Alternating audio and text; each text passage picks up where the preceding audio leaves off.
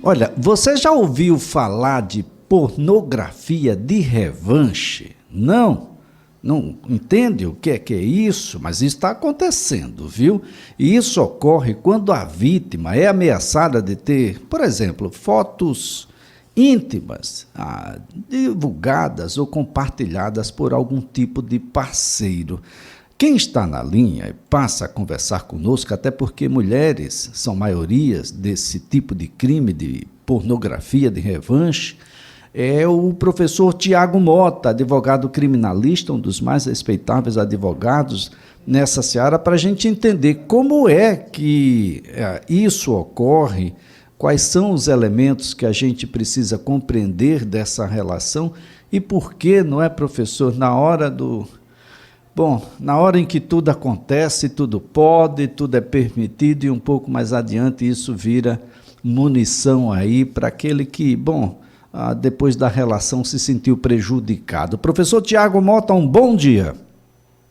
Primeiramente, Elias, gostaria de dar um excelente dia, uma excelente sexta-feira para todos os ouvintes da CBN.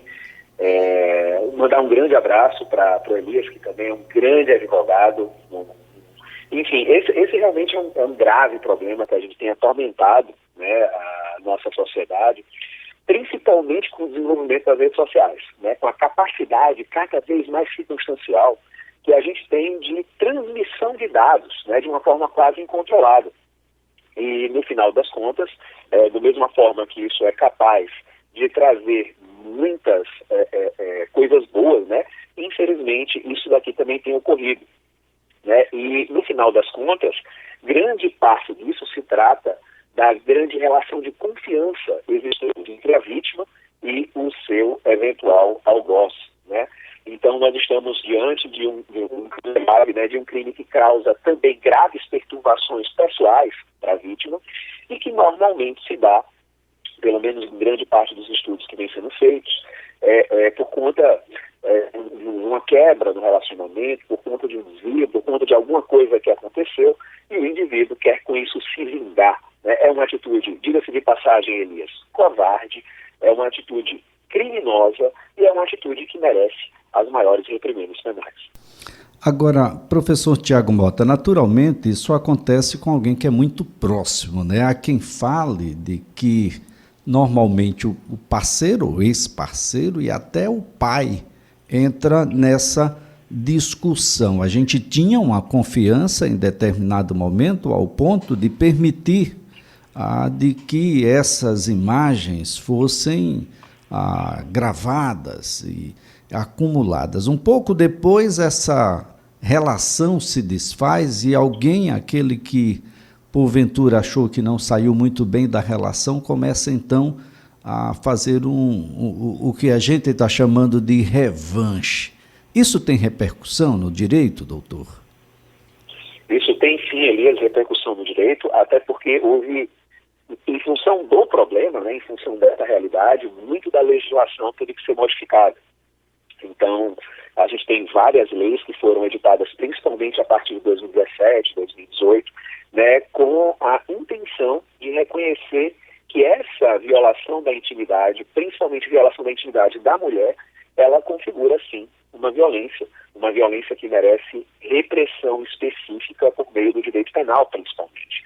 Então, o Código Penal, a Lei Maria da Penha, elas todas foram modificadas, né, no sentido de tipificar esses crimes. Então, o indivíduo que, eventualmente, ele, de qualquer forma, ele produz, ele fotografa, ele filma, ele registra, né, ainda que sem a autorização, né, do parceiro, uma cena de caráter íntimo, uma cena de caráter privado, ou ainda que durante essa cena ele teria, né, a autorização do parceiro, mas depois ele oferece, ele troca, ele disponibiliza, ele transmite, né, essas mídias, né, sem o consentimento da vítima, ele estará incorrendo em crimes, diga-se de passagem, graves, né, crimes que têm pena de detenção ou de reclusão, né, e que com isso podem acarretar que o indivíduo seja efetivamente preso. E principalmente, aumenta-se a pena, Elias, se o agente mantém ou manteve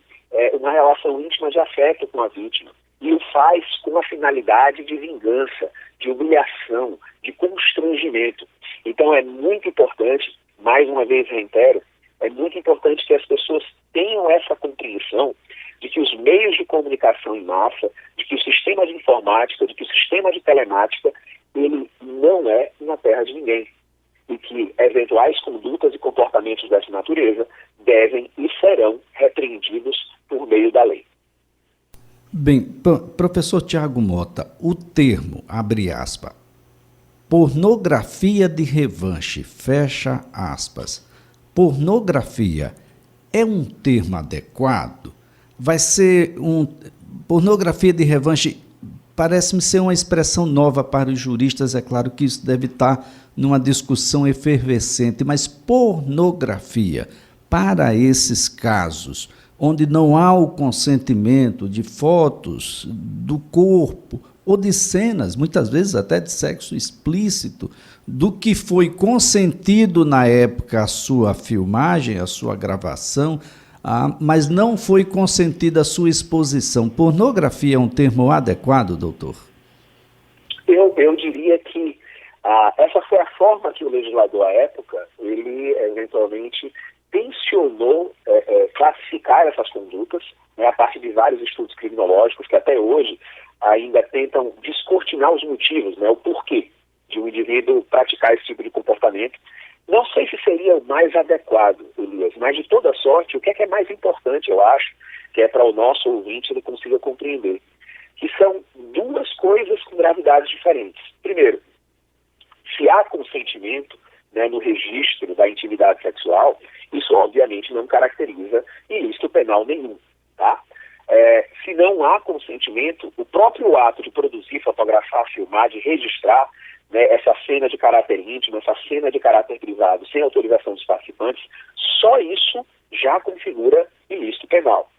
De qualquer forma, se havia ou não o consentimento no momento da captação das imagens, um crime muito mais grave seria aquele de divulgar essa cena, de divulgar essa mídia de sexo ou de pornografia, né, onde haja esse registro audiovisual que contém cena de ato sexual ou eventualmente de sexo, de nudez, de pornografia. E assim, a expressão pornografia, ela é muito menor do que aquilo que pode ser compartilhado, né? Então, obviamente, qualquer cena de sexo, qualquer cena de nudez, qualquer cena de intimidade, né, independente da existência de pornografia ou não, desde que ela seja disponibilizada, transmitida, distribuída, publicada, divulgada por qualquer meio, ela acarreta uma reclusão de 1 a 5 anos. Isso se o fato não constituir crime mais grave e pode ser aumentada em até 2/3 se havia ou houve, eventualmente, alguma relação íntima de afeto com a vítima. Ainda é possível, Elias, a aplicação, né, da Lei 11.340, a famosa Lei Maria da Penha, né, se eventualmente isso é feito, né, no âmbito da unidade doméstica, no âmbito da família, e se havia essa relação íntima de afeto na qual o agressor convivia ou tinha convivido com a ofendida. Tá? Então, é muito importante, nesse caso, principalmente para a vítima, compreender que esses comportamentos são proibidos, compreender que esses comportamentos, eles vão levantar a possibilidade não só de responsabilidade penal, mas também de responsabilidade civil e indenizatória, tá? E que a lei traz para a vítima, tanto vítima mulher quanto vítima homem, a possibilidade de que esses comportamentos sejam, sim, reprimidos, de que esses comportamentos sejam, sim, punidos, mas isso depende e é muito importante que a vítima vá até as autoridades, de que a vítima não se cale, né? Ainda há, Elias, uma grave subnotificação desses crimes, né? Em vários estudos que foram feitos, sequer ao apontamento da existência, né? Quando há a notificação, sequer a indicação do tipo de relação que havia entre o algoz e a vítima. E isso, essa subnotificação, né, acaba não trazendo a informação suficiente para o Estado se houve essa quebra ou não da relação de confiança e a tentativa de humilhação da vítima, que é o que a doutrina vem chamando de pornografia de revanche. Bem, doutora, acredito que outros crimes possam estar associados, crime contra a honra, etc. Eu fico preocupado porque parece-me que uma das estratégias usadas aí pelo agressor é que ele tem em posse fotos, vídeos íntimos da vítima e aí começa a manipular para satisfazer inclusive as suas necessidades. Muitas vezes a vítima passa a sofrer ameaças e a práticas, inclusive de práticas sexuais que não deveriam ser consentidas, caso não fosse aí, de uma certa forma, essa manipulação, né? Eu estou aqui te chantageando. Nós temos aí outros crimes que vão suplantar a Lei Maria da Penha e concorrer aí com fatos que são muito mais graves, doutor? Sim, sim. Na realidade, Elias, uma outra indicação que você trouxe é justamente da chamada extorsão sexual, né, da chantagem. Não só é ilícito o ato de transmitir, que já é um ilícito grave, com pena de reclusão, mas também é ilícito a chamada chantagem sexual, que é um problema prevalente, onde eventualmente os cybercriminosos, onde eventualmente o indivíduo começa a tentar extorquir a vítima a um determinado comportamento, sob o medo, sob o palio de que essas imagens privadas, de que essas mídias, elas sejam eventualmente compartilhadas, né? E muitas vezes acaba, diga-se de passagem, obrigando a vítima a produzir ela própria outras mídias de natureza sexual. Então já existem várias condenações, né, recentes no que diz respeito à própria aplicação, né, do crime de extorsão, tá? E diga-se de passagem, sequer é necessária a efetiva obtenção de qualquer vantagem econômica para que se configure, nesse caso, o crime de extorsão, bastando que haja um constrangimento causado à vítima, nesse caso pela grave ameaça, né, justamente de publicação desses conteúdos. E aqui nós estamos falando de um crime efetivamente extremamente mais grave que caracterizaria essa modalidade de extorsão. Bom, nós temos aí penas que são consideráveis, não é, doutor? As pessoas precisam ter uma ideia do limite disso, porque nós temos aí direitos que são invioláveis, a intimidade, eu tenho direito a ter vida privada, eu tenho honra, eu tenho direito à imagem, que são direitos assegurados, inclusive sob o ponto de vista constitucional, além das leis que estão um pouco mais adiante, de modo a fazer com que as pessoas compreendam de que nós temos penas a depender. Se a gente imaginar aí uma situação onde você se utiliza disso para extorquir dinheiro, para ter favores sexuais, se a gente utiliza isso para obter outras vantagens, nós estamos aí diante de uma situação muito grave, doutor Tiago. Gravíssima, gravíssima. Um crime dessa natureza, Elias, ele poderia ter pena de reclusão de até 10 anos e multa, né? Isso, obviamente, sem deixar de tratar, né, das outras responsabilidades, né, que também existiriam, como a própria divulgação, que já tem pena de reclusão de 5 anos, de até 5 anos.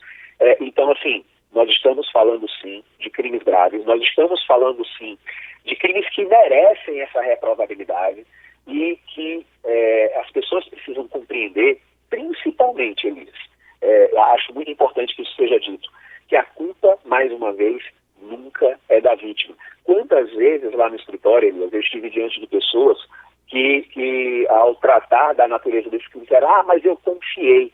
Né? A confiança é necessária dentro do relacionamento. O ato de produzir o conteúdo não lhe torna menos digna ou menos digno da proteção estatal. Né?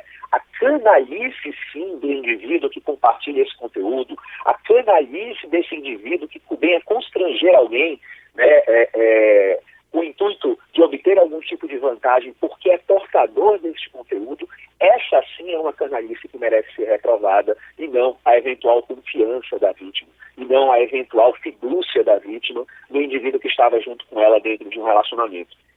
Então, é preciso que homens e mulheres, e diga-se de passagem, tenham tido casos relativos a vítimas de ambos os sexos, É claro que há sempre uma prevalência, digamos assim, do sexo feminino, mas é muito importante que se saiba e que a vítima bote na cabeça dela que ela não tem qualquer tipo de responsabilidade porque confiou.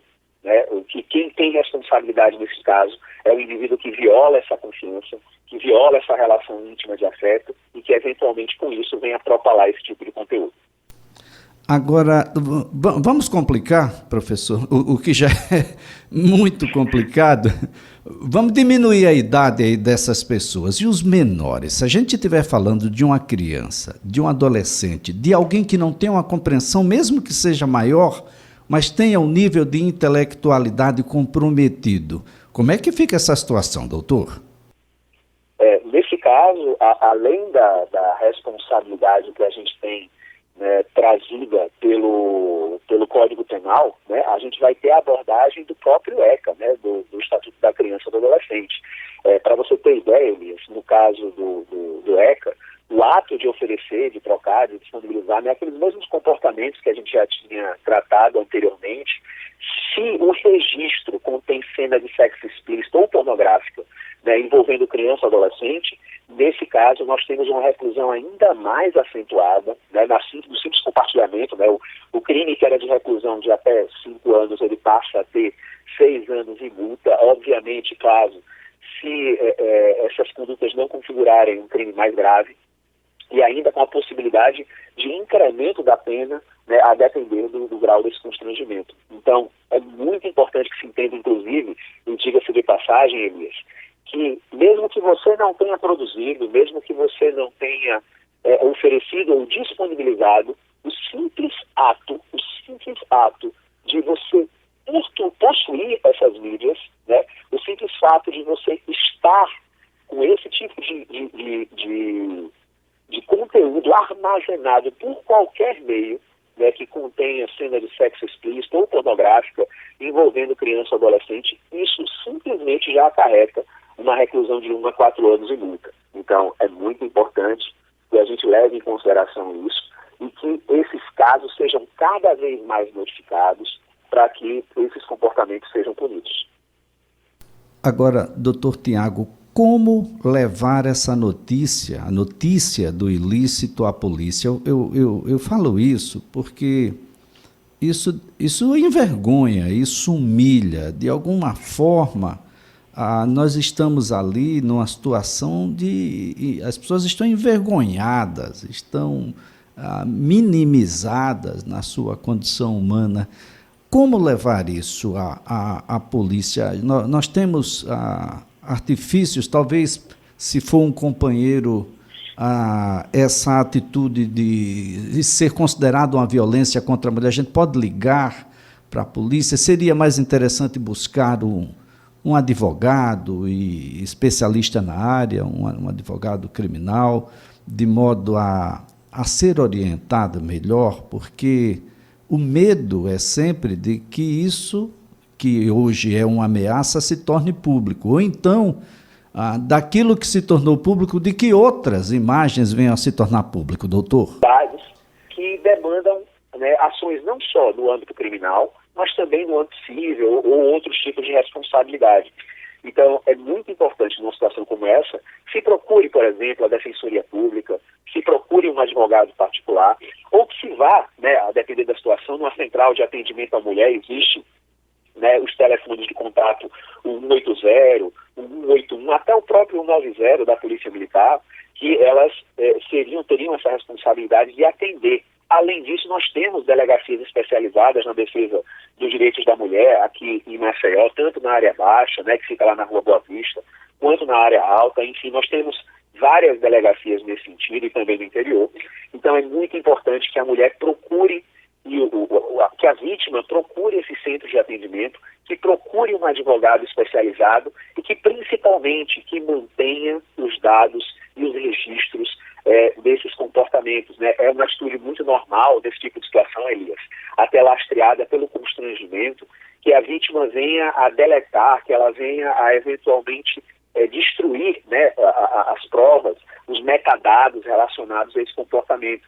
Então, o ideal é que não faça. O ideal é que mantenha esses registros e procure a autoridade, que existem hoje formas, inclusive, de se detectar por meio do IP, né, por meio dos recursos tecnológicos, a possibilidade de saber quem que compartilhou, quem que transmitiu, quem que armazenou, né, esse tipo de dado.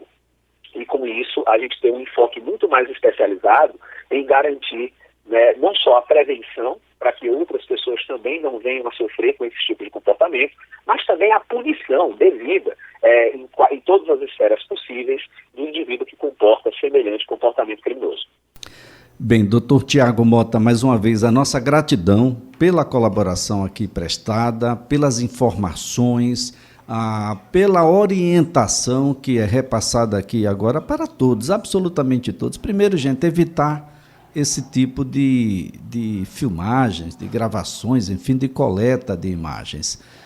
Segundo, seguir aí as dicas do doutor Tiago Mota. Doutor Tiago, muito obrigado, excelente sexta, ótimo final de semana. Eu que agradeço, Elias, e uma grande sexta, um excelente final de semana para todos nós, com as bênçãos de Deus. Um abraço grande. Olha, o doutor Tiago Mota é advogado criminalista, professor universitário.